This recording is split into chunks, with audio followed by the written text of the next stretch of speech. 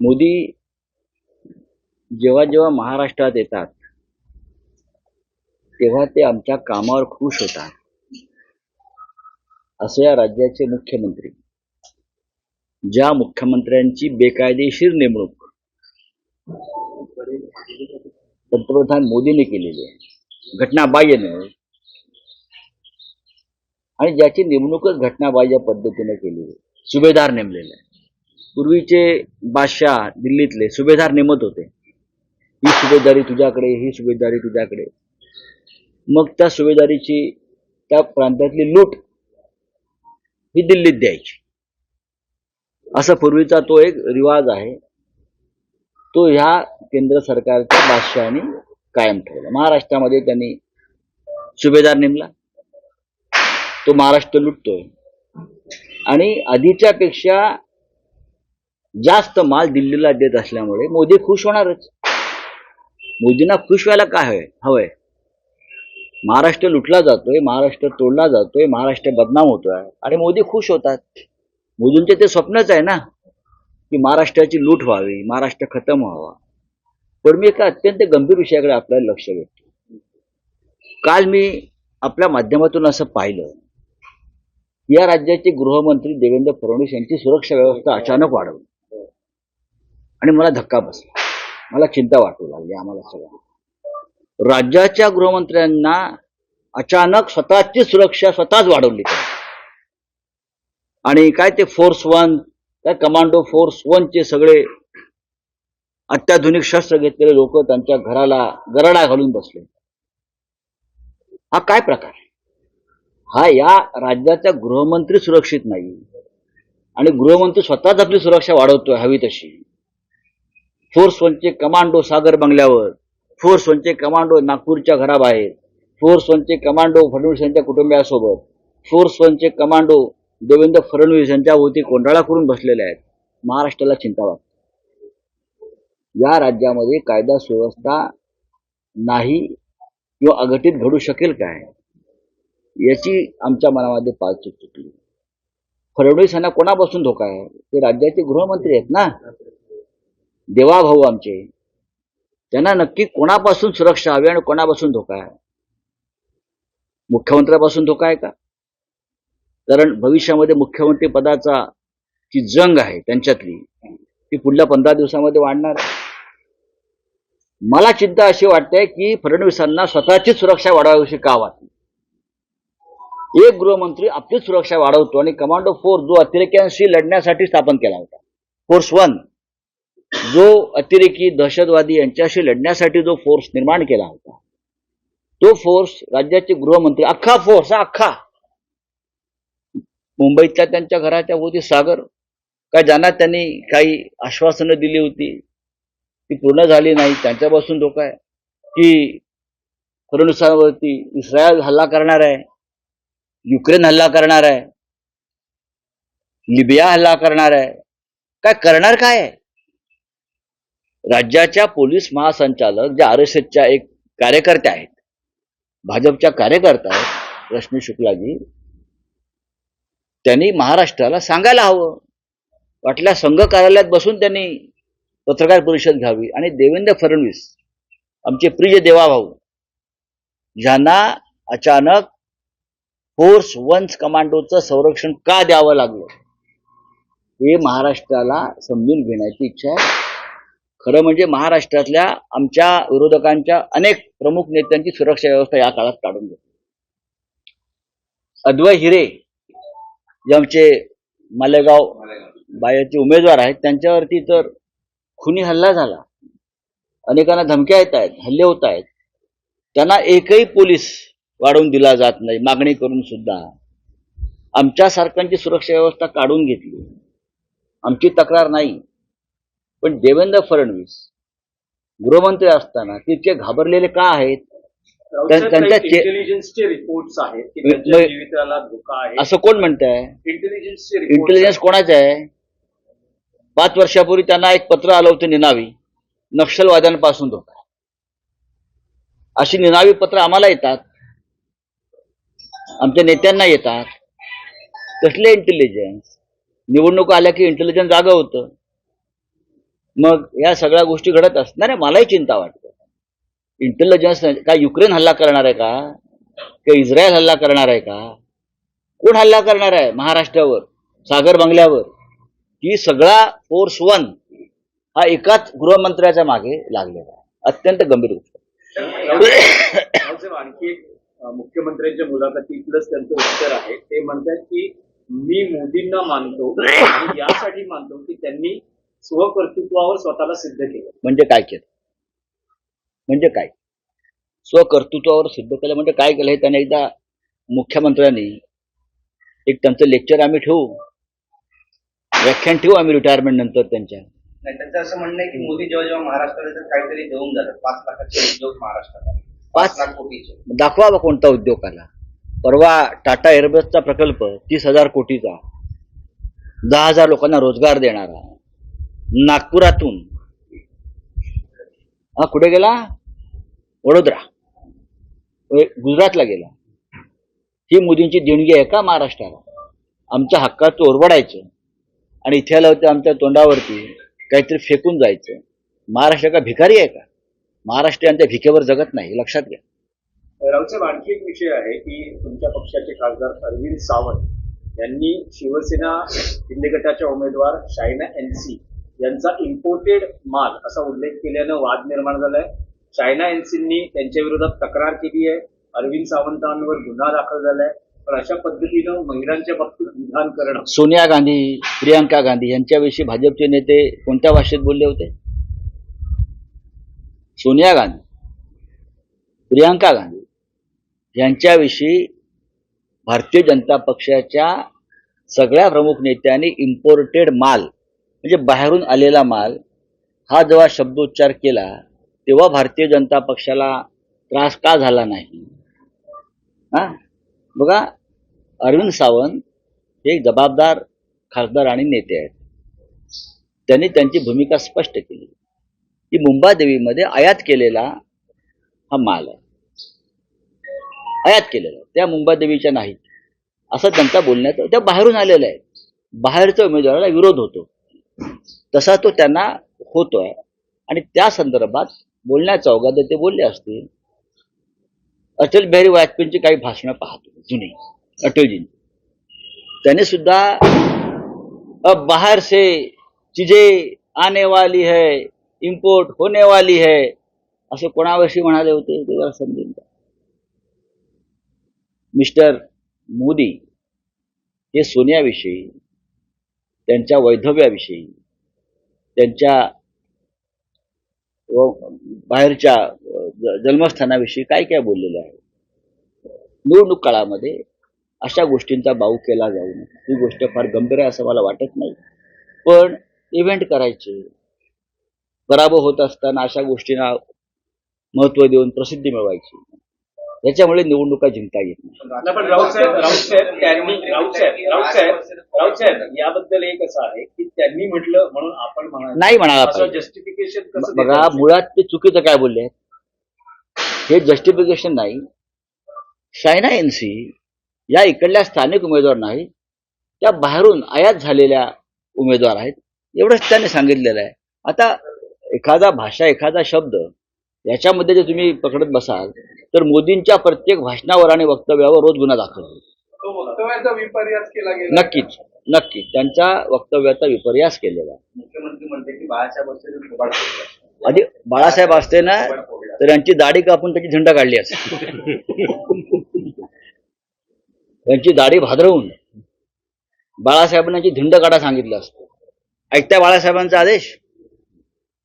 ऐका, गद्दाराने बोलू नये, बेईमान नेत्याने बोलू नये, आम्हाला बाळासाहेबांचा दाखला देऊ नये. बाळासाहेब ठाकरे काय आहेत हे आम्हाला माहिती आहे. बाळासाहेब ठाकरेंचं जो सिक्का आहे, जे नाणं आहे, ते तुमच्याकडे चालणार नाही, तुम्ही चालवू नका. रावसाहेब, पुन्हा एकदा प्रचारामध्ये भाजपचे केंद्रीय नेते, सर्वोच्च नेते दिसणार आहेत. अमित शहाची 9 तारखेला सभा होते. स्वतः मोदी या काळात जास्तीत जास्त सभा घेणार आहेत. देशाचं संपूर्ण केंद्र सरकार महाराष्ट्रात आहे. मोदींच्या 15 सभा आहेत जवळजवळ, रोड शो वगैरे. देशाचे गृहमंत्र्यांच्या 31 सभा वगैरे आहेत. केंद्रीय मंत्री आहेत, गुजरातचे आमदार तर घुसलेलेच आहेत नेहमीप्रमाणे. म्हणजे राज्य व्यवस्था जी आहे दिल्लीची पूर्णपणे या काळामध्ये त्याला टाळेबंदी घोषित केलेली आहे. हाँ वही बोला ना, सब केंद्रीय मंत्री भी सब है. अब देश कैसा चलेगा? ऐसे में देश के ऊपर कोई संकट आ गया तो प्रधानमंत्री कहाँ है? चुनाव प्रचार में है. गृह मंत्री कहाँ है? चुनाव प्रचार में है. रक्षा मंत्री कहाँ है? चुनाव प्रचार में है. हे होणार आणि देश चारी बाजूनी संकटानं घेरलेला आहे. राऊत साहेब, तुमच्या महाविकास आघाडीची किंवा तुमच्याशी थेट संबंध नसला तरी माहीम मधला प्रश्न आहे की वारंवार सदा सरवणकर यांच्यावर त्यांनी उमेदवारी मागे घ्यावी यासाठी दबाव दिवसागणिक वाढतोय. त्यांना विधान परिषदेची ऑफर असल्याचं म्हटलं जातंय. मुख्यमंत्री सूचना करतायत. बघा, पण त्यांच्या इतक्या एका बाजूला असंही म्हणणं की दोन तीन टर्म आमदार राहिलेल्या व्यक्तीला आपण कसं सांगणार की त्यांनी मागे घ्यावी, अशाही वेगवेगळ्या प्रतिक्रिया आहेत. त्याच्यावरती आम्ही काय बोलू? तुम्ही तुमच्याशी नाही पण एक इतक्या लोकांना विधान परिषदेची आश्वासनं देण्यात आलेली आहेत या काळामध्ये. मला असं वाटतं की 100 जणांसाठी एक वेगळे विधान परिषद महाराष्ट्रात तयार करावी लागेल. वेगळी ज्यांना आश्वासनं दिलेली आहेत विधानसभेची, आमदारकीची, खासदारकीची, विधान परिषदेची, ती या 80 विधान परिषदेच्या सभागृहात पूर्ण होऊ शकत नाही. त्याच्यामुळे अशा लोकांसाठी एक वेगळे विधान परिषद सातारला दरे गावात निर्माण करावी लागेल. दरे गावात एक विधान परिषद बांधावी, हेलिकॉप्टर व्यवस्था त्या काळात ठेवावी आणि त्यांनी तिथे ती विधान परिषद चालवावी. पण सर, यामध्ये राज ठाकरे यांची कुठेतरी गोष्टी झाली असं कळतंय का? कारण महायुतीला त्यांनी बिनशर्त पाठिंबा दिला. आता मुख्यमंत्री म्हणतायत की मनसेनं आम्हाला विश्वासात न घेता उमेदवार. मी त्याच्यावरती कसं काय व्यक्त करू? त्यांचं बंद दाराआड काय डील होतं, काय गुप्तगू होतं, हे डील आहे. खरं म्हणजे राज ठाकरे यांनी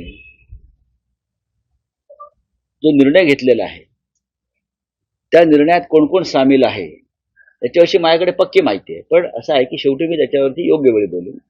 पण सध्या काय ते तुमचं शिंदे गट, त्यानंतर भारतीय जनता पक्ष आणि मनसे या तिघांमध्ये जी काय राऊंड टेबल कॉन्फरन्स सुरू आहेत, गुप्त बैठका सुरू आहेत, त्या चालत राहू द्या. पण राऊसाहेब असं दिसत आहे की माहीममध्ये भाजप कार्यकर्ते सदा सरवणकरांचा प्रचार करणार नाहीत, कारण तसे थेट मी तुम्हाला एका वाक्यात सांगतो, दादर माही मतदारसंघ हा शिवसेनेचा बालेकिल्ला आहे.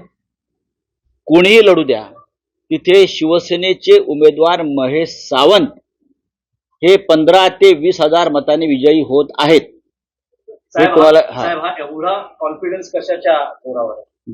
हा कॉन्फिडन्स का म्हणजे कारण लोकसभेत तर तुमचा इथे जे मतांचं गणित दिसतंय ते तुम्ही मागे आहात, तर असं एवढा मोठा नाही, confidence बघा अनेक ठिकाणी मागे पुढे करत आहात. अनेक ठिकाणी आम्ही मागे किंवा पुढे आहोत. पण ही विधानसभा निवडणूक आहे, ही महाराष्ट्र राज्याच्या भविष्याची निवडणूक आहे. त्याच्यामुळे आम्हाला जनमताचा कौल काय आहे आम्हाला माहिती आहे. आम्ही लोकसभा निवडणुकीत 7 ते 8 हजाराने तिथे साधारण मागे पडलेलो आहोत माझ्या माहितीप्रमाणे. आणि त्याच ठिकाणी पालिकेने आता कारवाई केलेली आहे. जसे की अनिल देसाई यांनी जी कंप्लेंट केली होती की शिवाजी पार्कच्या ठिकाणी सजावट होती ती अमित ठाकरे यांच्या खर्चामध्ये नाही, वगैरे उतरवलेले आहे. त्यांनी एक आचारसंहितेचा तांत्रिक मुद्दा उपस्थित केला. त्यांनी दीपोत्सव बंद करा असं कुठेही सांगितलेलं नाही. तुम्ही गैरसमज पसरू देऊ नका, कोणताही उत्सव बंद पाडा असं सांगितलं नाही. तिथे जर राजकीय प्रचार एखादा पक्ष करत असेल तर तो निवडणूक खर्चामध्ये त्याचा खर्च तुम्ही सामील करा, एवढ्याच प्रकाराशी आमचा संबंध आहे. राऊसाहेब, जसे मोदी प्रचारानिमित्त महाराष्ट्रात येतात तसेच राहुल गांधी येतात. 6 तारखेला महाविकास आघाडीची संयुक्त पहिली सभा होते आहे. काय अजेंडा आहे आणि काय काय सुरुवात आहे. जाहीरनामा काय होईल ना, बऱ्याच गोष्टी त्या दिवशी होतील. तुम्हाला योग्य वेळी हिंदी का खुश आहे. महाराष्ट्र में आ रहे हैं, बीजेपी के सारे बड़े नेता जो है महाराष्ट्र प्रचार के लिए आ रहे हैं. सर सीएम ने कहा है कि 5 लाख की बड़ी योजना. बात ऐसी है भाई, जहां चुनाव वहां मोदी जी, अमित शाह जी, ये 10 साल का समीकरण बन गया. जहां संकट है देश में वहां मोदी जी नहीं है. जहां प्रधानमंत्री की जरूरत होती है वहां मोदी जी कभी नहीं रहते. ना जम्मू कश्मीर में रहेंगे, ना मणिपुर में रहेंगे, ना पश्चिम बंगाल में रहेंगे. मोदी जी जहां चुनाव वहां ही रहेंगे। अब प्रधानमंत्री से लेकर गृह मंत्री तक पूरा केंद्रीय सरकार महाराष्ट्र में काम करेगा आकर 1 महीने के लिए। ऐसे समय अगर देश के संकट आता है कोई देश पर, सीमा पर कोई गड़बड़ होती है भारतीय सीमा पर, तो हम पूछेंगे भाई प्रधानमंत्री जी कहाँ है, गृह मंत्री जी कहाँ है, रक्षा मंत्री कहाँ है? तो हमें सुनना पड़ेगा भाई वो तो चुनाव प्रचार में बिजी है महाराष्ट्र में। ये 10 साल से हुआ है। पूरी सरकार लगा देते हैं एक राज्य के चुनाव। जब प्रधानमंत्री आते हैं तो पूरी यंत्रणा, चाहे पुलिस हो, चाहे ईडी हो, चाहे सीबीआई हो, वो पीएम साहब के पीछे पीछे घूमती है और पीएम जहां इशारा करेंगे उनको धर दबोच लेती है उस वक्त। तो प्रधानमंत्री आएंगे, में सरकार प्रचार करेगी, सरकारी खर्चे से प्रचार होगा। ये चुनाव आयोग ने उस बारे में संज्ञान लेना चाहिए। अरविंद सावंत को लेकर बीजेपी विधायक ने महिला का अपमान किया जा रहा है। कोई अपमान नहीं हुआ है। अरविंद सावंत जी हमारे एक बहुत ही बुजुर्ग हमारे साथी और नेता है, सांसद है। क्या कहा अरविंद जी ने? अरविंद जी ने इतना ही कहा है कि ये जो कि भाजपा की महिला उम्मीदवार है वो इस क्षेत्र में मुंबा देवी में बाहर से आई है, इंपोर्टेड माल है। अगर इंपोर्टेड माल है बाहर का, उसमें महिला का अपमान कहाँ हो गया? आप सोनिया गांधी जी के बारे में क्या कहा था, प्रियंका जी के बारे में क्या कहा है आपने? हाँ, आप एक बार इतिहास खंगाल लीजिए 10-15 साल का, आपको पता चलेगा। ये राजनीतिक इवेंट्स करते हैं लोग। बाहर का माल है तो बाहर का माल है ना, इंपोर्टेड है। बाहर से अगर कोई व्यक्ति चुनाव लड़ती है तो उसको लोग कहते हैं बाहर से आई व्यक्ति है, यहाँ की नहीं है, स्थानिक नहीं है, भूमिपुत्र नहीं है, ये भूमि कन्या नहीं है। इतना ही तो कहा है, तो उसका इतना इश्यू करने की जरूरत नहीं है भाई। विधानसभा निवडणुकीनंतर ओबीसी आरक्षण थांबवले जाणार आहे, त्यामुळे आरक्षणवादी जनतेने आपल्या पक्षाला पाठिंबा द्यावा असं मी सगळ्यात आधी माननीय बाळासाहेब आंबेडकरांना त्यांची प्रकृतीत आराम पडावा, ते बरे व्हावेत यासाठी शुभेच्छा देतो। आम्हाला सगळ्यांना त्यांच्या प्रकृतीची चिंता आहे। या राज्याचे नेते आहेत, त्यांचं वक्तव्य मला कोणीतरी सांगितलं, पण ते सत्यावर आधारित नाही। कोणत्याही प्रकारच्या आरक्षणाला कोणी हात लावणार नाही। आंबेडकर साहेबांनी भ्रम निर्माण करणारी वक्तव्य आयसीयू मधून करू नये। त्यांनी आधी स्वतःची प्रकृती सांभाळावी। ते आयसीयू मध्ये आहेत, छातीवर ताण येईल अशी वक्तव्य त्यांनी आता करू नयेत। खूप नाजूक शस्त्रक्रिया असते, मी त्यातून 2-3 वेळा गेलेलो आहे। त्यांनी जास्त बोलू नये, पुढले 7-8 दिवस त्यांनी खूप कमी बोललं पाहिजे असा वैद्यकीय सल्ला असतो या प्रकरणामध्ये। त्यांनी आधी आपली प्रकृती सांभाळावी, महाराष्ट्र आम्ही सांभाळू। तर कल्याण ग्रामीण मध्ये शिंदेगडाचे सहकार्य न केल्यामुळे अंबरनाथ येथे निवडणुकीत त्याचा वक्तव्य आहे, तर शिंदेगडाच्या विरोधात देश विदेशातील प्रत्येक घडामोडींचे लाईव्ह अपडेट मिळवण्यासाठी आता साम टीव्हीच्या सर्व सोशल मीडिया प्लॅटफॉर्मला लाईक, फॉलो आणि सबस्क्राईब करा। तसंच सर्व नोटिफिकेशनसाठी बेल आयकॉन प्रेस करायला विसरू नका।